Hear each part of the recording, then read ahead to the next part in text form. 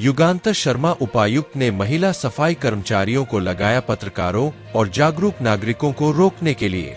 जयपुर नगर निगम heritage Adarsh Nagar zone के बेशर्म उपायुक्त युगांतर शर्मा और उनके सहयोगियों ने जोन कार्यालय की भवन शाखा सहित अन्य शाखाओं में महिला सफाई कर्मचारियों को तैनात कर दिया है। दलाल के समाचारों से तिलमिलाए उपायुक्त युगांतर शर्मा ने इन महिला सफाई कर्मचारियों को मौखिक आदेश दिया। बताया किसी भी पत्रकार, जागरूक नागरिक, शिकायतकर्ता को जोन कार्यालय की शाखाओं में नहीं आने दिया जाए। राजपूताना न्यूज 16 अक्टूबर 2024 के समाचारों में पहले ही बता चुका था कि हालात क्या है। इस समाचार से जोन उपायुक्त और उनके भ्रष्टाचारी बुरी तरह से बौखला गए और अब इन सफाई महिला कर्मचारियों के माध्यम से अपनी बौखलाहट निकालने के लिए धमकियां दिलवाई जा रही है कि SC/ST और महिलाओं से छेड़छाड़ के मामले दर्ज करवाकर बदला लिया जाए। राजपूताना न्यूज को सूत्रों ने बताया कि जिस दलाल के समाचार साया हुए हैं, उसका नाम सतीश शर्मा है। यह दलाल मुख्य रूप से JDA में सक्रिय रहता है, लेकिन JDA से आने वाले जयपुर नगर निगम हेरिटेज व ग्रेटर के अधिकारियों से JDA वाली पहचान के चलते यहाँ पर भी दलाली इन अधिकारियों के लिए करता है।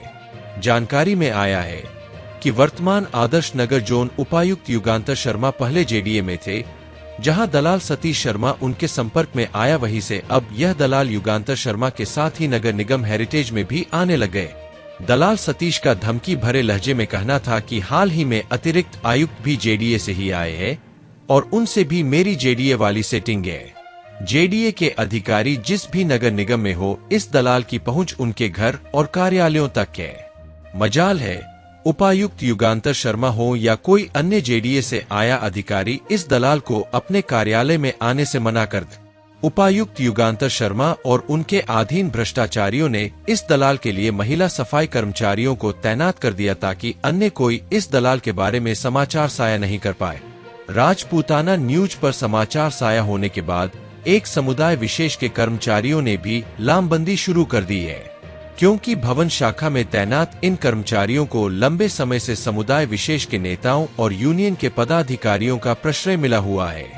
इनका कहना है कि हमारे वाले नेता जब बड़ी तादाद में समुदाय के कर्मचारियों का तबादला रुकवा सकते हैं, तो हमारा क्या ही होने वाला है। अब तो हमारे साहब ने महिला सफाई कर्मचारियों को भी जोन में चौकीदारों के रूप में तैनात कर दिया है। लो जी, अब होगा भ्रष्टाचार खुलेआ। राजपूताना न्यूज पहले ही बता चुका है कि मिलीभगत में दलाल की भूमिका है और अब यह दलाल कैमरे पर भी दिखाई दे ही गए। वहीं शिकायतकर्ताओं और RTI लगाने वालों का कहना है कि जोन उपायुक्त युगांतर शर्मा और उनके अधीन अधिकारियों व कर्मचारियों की शिकायत प्रशासन, सरकार से तो कई बार कर चुके, लेकिन कोई कार्यवाही नहीं होने का कारण समझ में नहीं आ रहा। अब दलाल ने ही सारी हकीकत को उजागर कर दिया कि ऐसा आखिर हो क्यों रहा था। तो आप भी जान जाइए कि दलाल ने जो कहा वह क्या था। वह था कि जो भी अधिकारी JDA में रह कर आए हैं, वह अच्छी तरह से एक दूसरे के भ्रष्टाचार के बारे में जानते हैं। जब वे JDA में अधिकारी थे तो ये वाले उनके नीचे काम करते थे। अब उनका प्रमोशन हो गया तो दूसरे वाले इनके नीचे आ गए, लेकिन ऊपर वाले और ऊंची सीट पर बैठकर इन सब को बचा रहे हैं और माल कमा रहे हैं। ये वाले पहले भी माल कमा कर उनको देते थे, आज भी वही काम कर रहे हैं। इसलिए सतीश शर्मा जैसे दलाल उपायुक्त युगांतर शर्मा के कार्यालय में घंटों बैठकर मनमर्जी चला रहा है।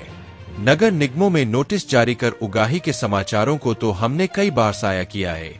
समाचारों का असर भी हुआ और कार्यवाही भी हुई, लेकिन भ्रष्टाचारियों की कड़ी से कड़ी अब जुड़ रही है कि आखिर भ्रष्टाचारियों को कैसे JDA में रहे व वर्तमान में राज्य प्रशासन में उच्च अधिकारी बने बैठे अधिकारी ही इनको बचा रहे हैं। दलाल और अधिकारियों द्वारा खींच में अब कई वीडियो जारी होंगे, कई तरह के तर्क कुतर्क दिए जाएंगे, सफाई पेश की जाएगी। हर कोई अपनी बला अपने से छोटे पर डालेगा। यह कथन भी हमारा सच हो रहा है, क्योंकि सफाई कर्मचारियों को, खासकर महिला कर्मचारियों को कार्यालय में चौकीदार की जगह पर लगाने और आने वाले आमजन, पत्रकारों, जागरूक नागरिकों से अभद्रता से बोलने के मौखिक आदेश जोन उपायुक्त युगांतर शर्मा ने इस दलाल के बचाव में क्यों दिए? अरे भाइयों, आयुक्त हेरिटेज नगर निगम से तो अभद्र वाली भाषा वाले अधिकारियों पर कार्यवाही की तो उम्मीद ही छोड़ देनी चाहिए।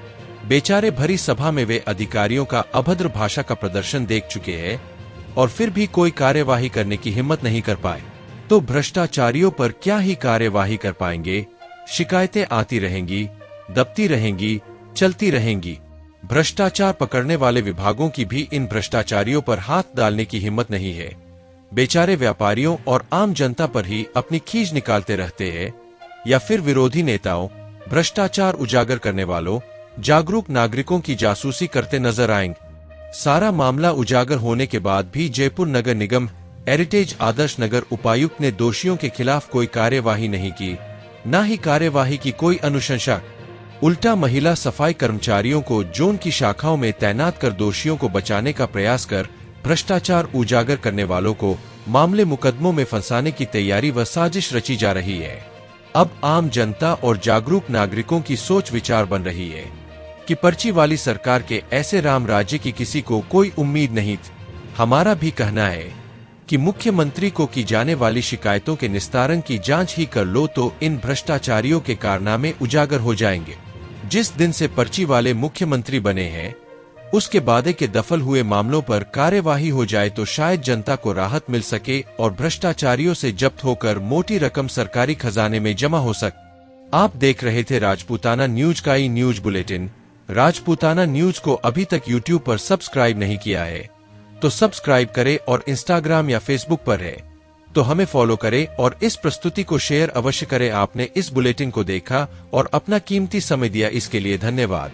नमस्कार, शुभकामनाएं। राजपूताना न्यूज की प्रस्तुति।